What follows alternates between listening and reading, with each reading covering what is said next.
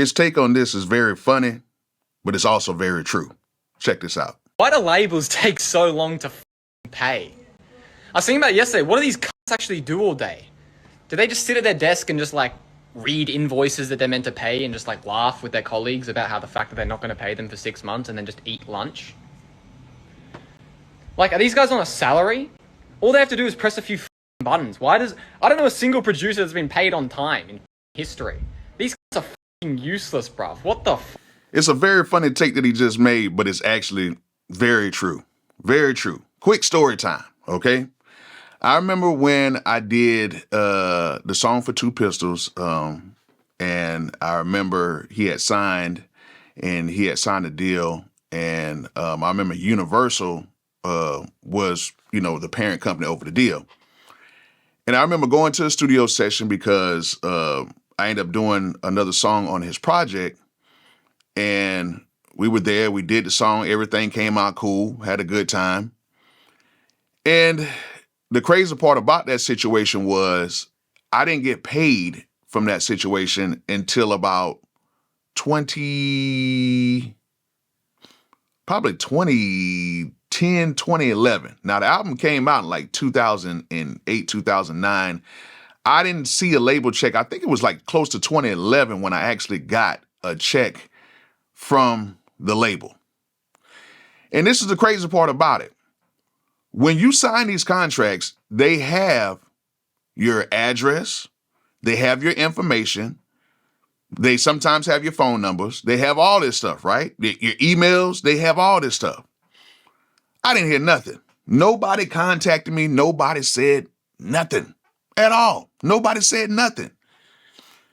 And I'm sitting here thinking to myself, I'm like, man, why I didn't, somebody contact me or let me know that I had a check out here. I didn't know that the album went into green and they was actually paying people. However, I ran into one of the writers that wrote on some of the songs. I ran into him, and he so happened to be Lil Scrappy's like good friend. Like him and Lil Scrappy, they work together and stuff like that. Shout out to Chew. And I seen him, and we were talking about the whole situation. He's like, oh, man, I made so much money from that album, man. I wrote on so many records and stuff like that. And I was like, man, I never got my check yet. He's like, you never got paid yet? I was like, nah. He was like, yo, get this number right here. Get this email. Email them right now so you can get your bread. And lo and behold, I emailed him. I was like, hey, I produced on the Two Pistols album. I never got paid. I see everybody else got paid. I never got paid. The lady reached out to me that day, and within 30 days, because, and this is the crazy part, I still had to wait. No, actually, I had to wait 60 days. She sent me all the information, and I still had to wait 60 days from the date that I emailed everything over to her. I still had to wait 60 days to get the check cut. And then from there, and this is dumb on my part, I asked for the actual physical check because I wanted to frame the check after I deposited or whatever, and did the whole thing instead of just having it directly deposited. I asked for the physical check, and I wanted to make a copy of it so I could have it for records and put up in a little frame or whatever, which I don't even know what the check is right now. But it still took another 10 days for the check to come after it got cut. So I literally had to wait like 70 plus days on top of the years that I never even knew that the album was in the greens where everybody was getting paid. Did not even know it. And I'm sitting thinking to myself, man, nobody contacted me. Nobody did nothing. I'm like, how is that possible? Like, how is that possible? And then you hear more and more horror stories of well-known producers right now who has still not gotten paid. They still not gotten paid from the label. And you're sitting there thinking like, why is this happening over and over and over again? I just made a video on my socials about this. And it's crazy because at this point you would think that they will have a system in place that protects everybody, because we all know there's certain variables. Like right now, you get your publishing stuff like that. You get your performance and you get your mechanical publishing and stuff like that. But we all know that the label makes the money from the master side. And then they pay you directly your percentage from the master side. And then, the songwriters have their own percentage that they pay that you get, from the master side that you would get. Like right now, I think it used to be like 9.1%. Now I think it's up a little bit more. I think it's close to like it's supposed to be at like 15 or 13%. I can't quote you that right now. If you guys know the actual statutory rate that they're doing right now, it's close to, it's supposed to be up to like 15% or close to it. But they pay you out of that rate.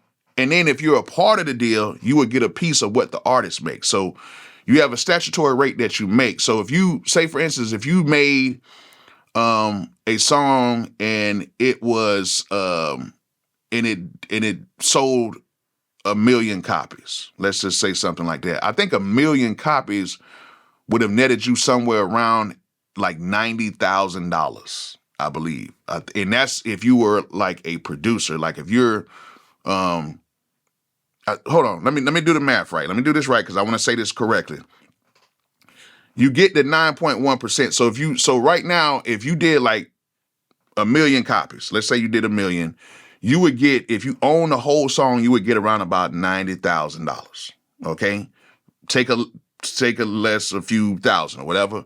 And if you did half of the record, if you're a producer and you got half the publishing on that record, you would get around about $45,000. Okay, per every million. That's what they would pay you at that statutory rate. And that was the old rate. It's a little bit higher now. So you might get a little bit more, maybe like 50,000, something like that. And then if you're a producer, so every million, you would get like 50,000. That would be if everything cleared and you're in the green or whatever. And, at the end of the day, I'm just looking for my little bit of money. You know what I'm saying? Because, I was on an album, so you have to take the total amount of tracks and stuff like that and do the division on that, and you'll get your bread from that situation, whatever. But, albums back then used to pay pretty cool. You know what I'm saying? Because a lot of people were buying physical copies. It was a lot better that way. Rather than, doing the streaming right now, which is, a little bit less, but it's not like so much less. And then the thing about streaming is just, people keep streaming over and over and over again. However, I was looking for my bread and I can't believe that nobody never even tried to even contact me about it. It's like they just let it sit there for years. And then it just finally, yeah, we did forget to pay you. Let's go ahead and pay you now, but you still got to wait 60 days. And right now, there's a lot of producers right now who have produced on a lot of big records who have not gotten paid simply because there might have been a writer or somebody who has not signed their paperwork and didn't send it in on time. And now you have to wait because everybody has to turn in their paperwork on time for people to get paid from the label. Now, your mechanicals and stuff may come in, your publishing, all that stuff from the publishing side, that stuff will come in. Your radio stuff will come in, your mechanicals come in, you can get a publishing deal, all that stuff like that. That's good. But when you're trying to get paid from the label, everything has to be turned in from every single person that was involved for people to get paid. That's their thing. Hey, we can't pay you, man, because, we don't have all the contracts from everybody. So we just got to sit tight. And some people sometimes don't even turn stuff in for months, sometimes years, and you're sitting there waiting like, yo, where's my bread? And you can't get it because of one person. Might be a superstar producer who's not really even thinking about it like that, and they haven't even signed the paperwork, and it's like, bro, just sign the paperwork. And the lawyer's like, yo, we can't get you paid because we're waiting on this one person, and you got to pressure the person like, hey, man, like, can I get my bread? Can you please sign this paperwork so I can get my money? Or it's a situation where they say, well, everything is going good, but, it's not in the green right now. It's not in the green yet. So, you don't get any publishing yet. And it's like, okay, the song went platinum. So we're not in the green yet? No, we're getting ready. We're getting ready for an album right now. So, at the end of the day, the budget is going to be geared towards the album. It's like, oh my goodness, like what is going on?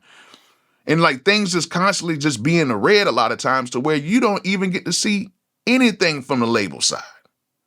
From the master side, you don't get to see none of that. And it's like, it's crazy. So that's why you see a lot of people that will tell you, and I'm one of the people that'll tell you, don't really expect anything from the label. Don't expect anything from the label. Like, look at that as being icing on the cake. Because at the end of the day, I'm just going to be totally honest with you. You make more money from radio spins, from your mechanicals, from sync, your publishing deal or whatever. You will make more money. Just in my experience, you will make more money from that than you will from the label. The label money, I always look at that as just like icing on the cake.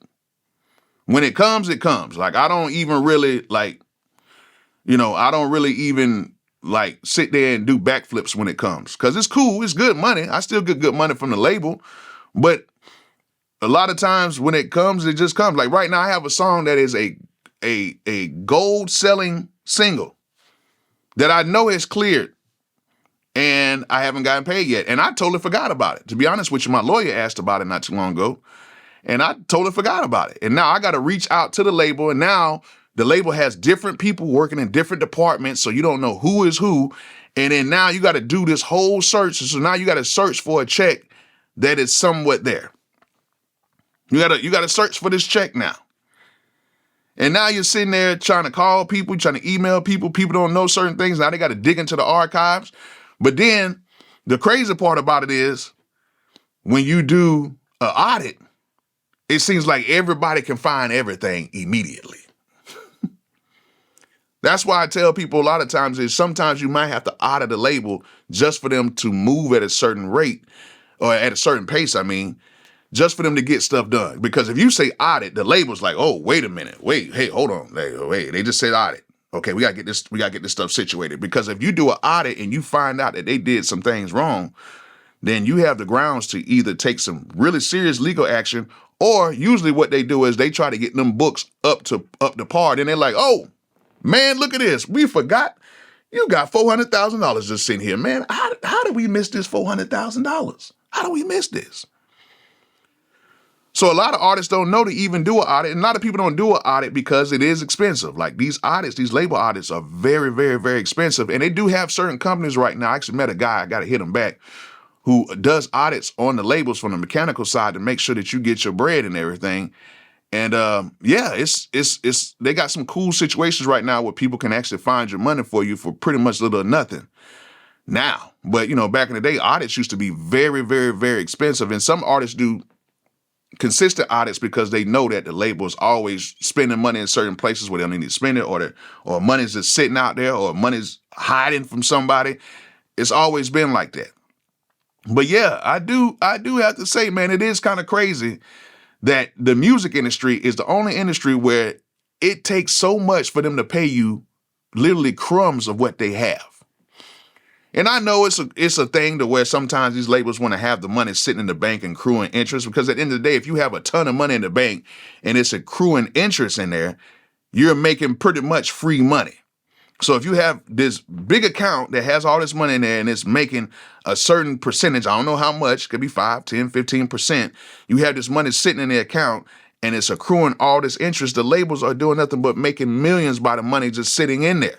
And that's what a lot of people don't understand, that this is all a money thing. It's a business. And of course, to pull money out of certain banks, you have to wait a few days for it to clear, and then you can pull the money out. And then from there, then you can send the money to whoever it's owed to. So that's all it pretty much is. You know what I'm saying? We all know that, everybody's trying to make money, but at the end of the day, the producers and the artists are trying to make money too for us to survive. So I don't see why it takes so long to do it.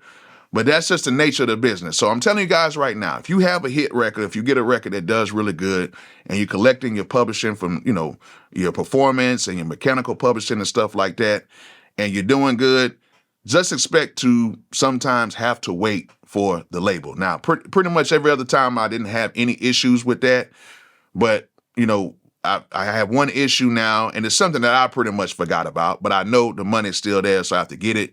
And, I'm gonna have to just take a few measures to go ahead and get it.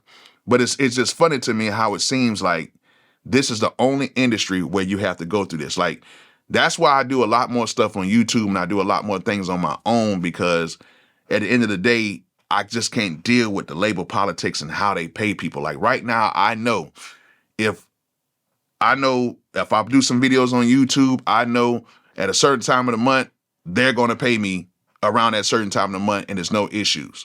If I do anything for TikTok, or if I do anything for like my own records that I have, I know when it's going to get paid out. I know when my publishing checks are going to come. I know when, any of my mechanicals or my performance royalties, I know when they're going to come because they have a calendar. I know. It's just with the label, you don't know what's going to happen until it finally kicks in. Now, when it kicks in, then you'll see it consistently. And most of the time you get paid twice a year. Some labels pay you a little bit more, but my label pays me twice a year.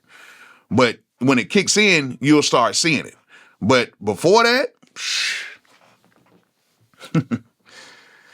yeah, sometimes you'll be sitting here looking for that money forever. And that's not a cool thing.